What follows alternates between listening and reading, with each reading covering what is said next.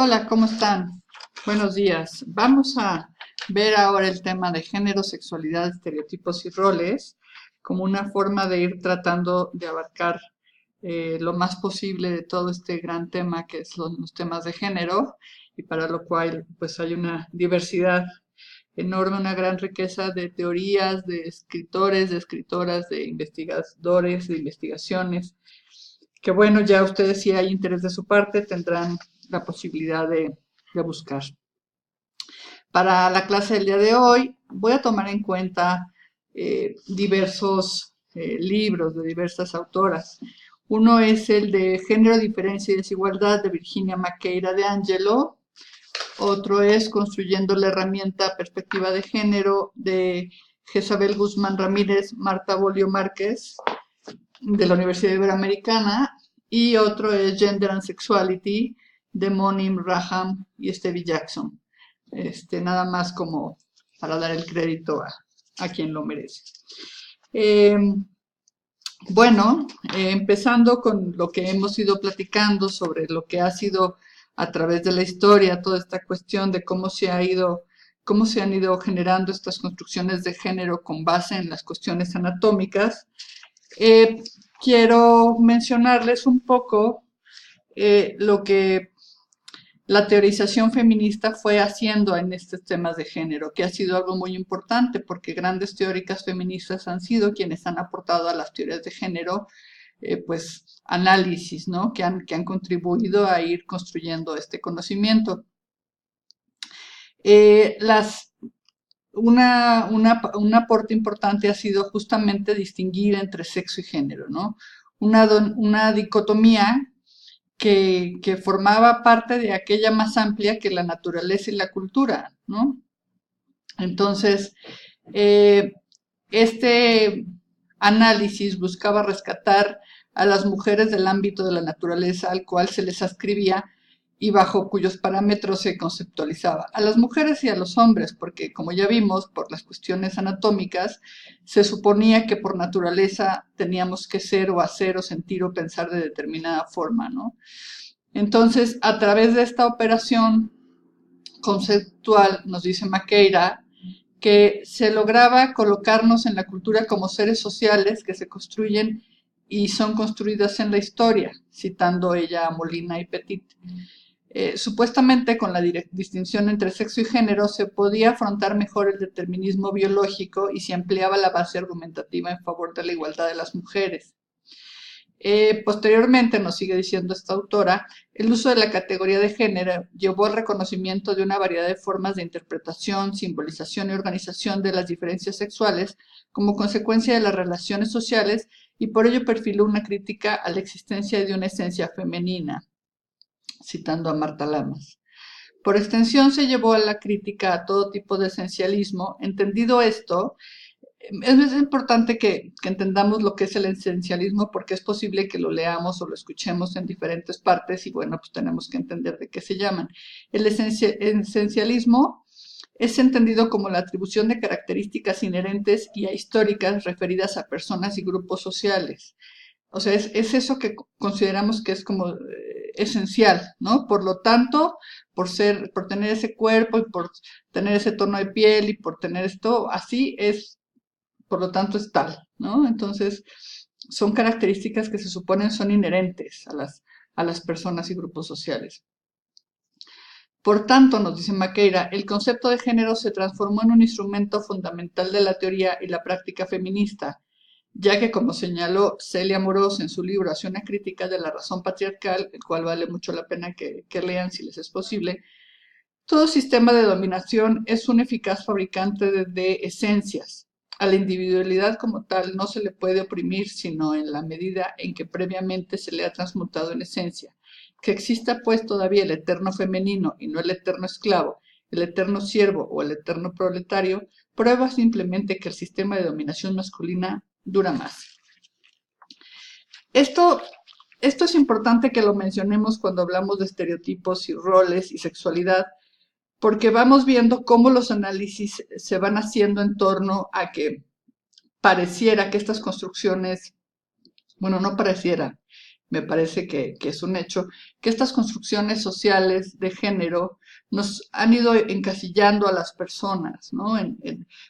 Primero por una cuestión de análisis de naturaleza, de cuestión anatómica, se ha ido encasillando en lo que debemos ser, en lo que debemos sentir, en lo que debemos pensar, en cómo nos debemos vestir, en cómo debemos actuar, etcétera. Y eso ha ido generando discriminaciones, ¿no? Y se ha ido vinculando esto también con el ejercicio de la sexualidad, ¿no? En el escrito de Gayle Rubin del 75, que ya comentamos en algún momento, ella acuña una frase que se ha hecho famosa. Dice, desde el punto de vista de la naturaleza, hombres y mujeres están más cerca unos de otros que cualquiera de ellos respecto a otras cosas, por ejemplo, montañas, canguros o cocoteros. La idea de que hombres y mujeres son dos categorías mutuamente excluyentes debe surgir de algo diferente a una oposición natural inexistente. Rubin señala que donde hay que buscar una explicación de las maneras tan diferentes que tienen hombres y mujeres de experimentar el mundo es en las elaboraciones de género diferenciadas y construidas socialmente. Las normas y las prácticas sociales a través de las cuales se construyen las relaciones de género constituyen una interpretación selectiva de los datos de la naturaleza y por tanto del cuerpo humano. Y con base en esto se fueron construyendo diferencias que asignaban, como ya hemos dicho, a las personas a diferentes lugares, ¿no? En cuanto a roles, que es algo que se fue construyendo con todo esto, con esta forma de mirarnos, el rol de género es aquello que se asigna de acuerdo con el momento cultural e histórico en el cual están insertas las personas y son ejercidos por los individuos según se asuman, ¿no? Como hombres o mujeres, y corresponden al conjunto de expectativas sobre cómo ser, cómo sentir, cómo actuar y en torno a qué posibilidades se tienen dentro del grupo social. Sin embargo, cuando estos roles se tornan rígidos, imposibilitan la movilidad de ciertos grupos, causando un proceso de valoración diferencial entre unos roles y otros, que en consecuencia llevan a la subordinación de unos grupos a otros y el malestar individual. Esto dicho por Jezabel Guzmán y Marta Bolio. En cuanto a los estereotipos, igualmente las autoras nos dicen que son ideas construidas y reproducidas culturalmente en torno a las diferencias de género. Si en un estereotipo se adjudica mayor jerarquía y valor a un sexo que a otro, se habla de estereotipos sexistas. Por lo general, los estereotipos sexistas tienden a minusvalorar a niñas y a mujeres y a sobrevalorar a niños y a hombres sin que exista una razón para ello. Entonces, estos roles y estos estereotipos se han ido construyendo. No es que nazcamos con ellos, no es que sea lo que debe ser o lo normal como se ha hecho creer. Y lo interesante que nos brinda todo este trabajo, toda esta teorización y análisis en torno a los temas de género, es que así como han sido creados y construidos por la sociedad, también pueden deconstruirse, también pueden cambiarse. Gayle Rubin, en cuanto a la importancia del estudio de género como tal, lo entendía en su primer trabajo como una divisoria impuesta socialmente, nos dice Maqueira, a partir de relaciones de poder. Divisoria que asigna espacios, tareas, deseos, derechos, obligaciones y prestigio, asignaciones y mandatos que permiten o prohíben, definen y constriñen la posibilidad de acción de los sujetos y su acceso a los recursos. De este modo, el concepto de género empezó a caracterizar la investigación feminista, como se pone de manifiesto en las palabras de la socióloga Janet Chaffet, citada por Maqueira, para quien una teorización feminista implica tres cuestiones interrelacionadas. Primero, el género se presenta como un foco central de la investigación. El género entendido como la elaboración cultural de las relaciones entre hombres y mujeres, y así como de sus significados y asignaciones sociales, se trata de entender el carácter generalizado de todas las relaciones sociales, instituciones y procesos sociales.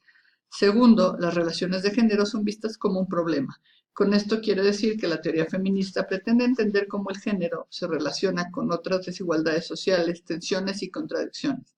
Finalmente, las relaciones de género no son vistas como naturales o inmutables, sino que son el producto de fuerzas socioculturales e históricas que han sido creadas y son constantemente recreadas por las estructuras y por los seres humanos, y así potencialmente pueden ser cambiadas por la acción humana. Esto es lo que les decía. Es algo que hemos ido construyendo a través de la historia. Como ustedes ya han podido ver, no es lo mismo la situación, las oportunidades, las formas de ser, de actuar, de pensar, etcétera, de las personas, de las mujeres, de los hombres, de los años 40 o de los años 50 con los de hoy en día, ¿no? Esto ha ido cambiando y se ha ido deconstruyendo algunas cosas y se han ido construyendo algunas otras, ¿no? La adopción del género como categoría analítica vino a convertirse en una herramienta de análisis capaz de identificar nuevos temas y problemas de investigación sobre la base de considerarlo un elemento constitutivo de las relaciones sociales basadas en las diferencias construidas entre los sexos y una forma primaria de relaciones de poder. Esto es Maqueira citando a Scott de 1990. Toda esta parte de teoría se las comparto. ¿Por qué? Porque es importante que vayamos viendo cómo en el análisis de género muchas personas que han trabajado en ello van encontrando cómo se empiezan a relacionar más cuestiones, ¿no? Las cuestiones anatómicas que generan una construcción de ideas y de valores diferenciados para hombres y mujeres y que van creando pues una división entre las personas. Van haciendo también un análisis de cómo entonces deben ser, y entonces se empieza a crear como una mirada binaria, dicotómica, ¿no? Hombre, mujer, blanco, negro, pobre, rico, público, espacios privados, ejercicio de poder contra obediencia, la parte sentimental contra racionalidad, etcétera, etcétera. Y todo esto se le va asignando de manera diferenciada a hombres y a mujeres, ¿no? Dejando a las mujeres en la parte donde se habla de susceptibilidad, de falta de poder, de emocionalidad, etcétera, ¿no? Espacios privados. Entonces, esta mirada dicotómica finalmente también va incidiendo en cuestiones del ejercicio de la sexualidad.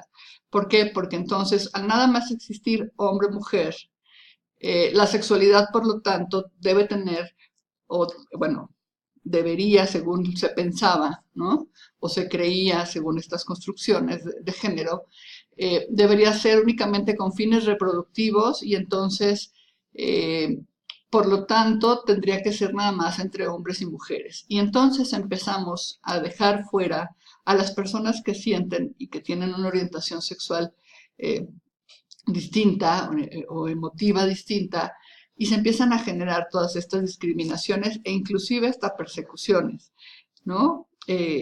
Hubo una época en que la homosexual era castigada, penalizada, perseguida, catalogada como una enfermedad mental, y todo eso, pues finalmente genera violencia contra estas personas en los ambientes, en la sociedad, en las escuelas. Y bueno, pues ya afortunadamente los estudios de género y sobre las sexualidades han ido haciendo nuevos hallazgos muy interesantes que esperamos en un futuro nos permitan tener sociedades mucho más incluyentes, ¿no? Ahora, en cuanto a las atribuciones de género, también nos dice Maqueira que se refiere a los criterios sociales, materiales y o biológicos que las personas de una determinada sociedad utilizan para identificar a otros, en este caso como hombres y mujeres. Esta asignación o atribución de género se realiza desde el momento del conocimiento o percepción de las diferencias anatómicas, pero es importante destacar que en tanto forman parte de las definiciones sociales, son creencias, valores y normas ampliamente compartidos por los miembros de una sociedad que inciden en las representaciones acerca de los roles que se han de desempeñar. Se forman a lo largo del tiempo y expresan no solamente los fenómenos históricos, sino también los contemporáneos. Hay que distinguirlos de los estereotipos considerados como lo que ya les he mencionado, pues se aplican de un modo fijo, ¿no? A personas o grupos.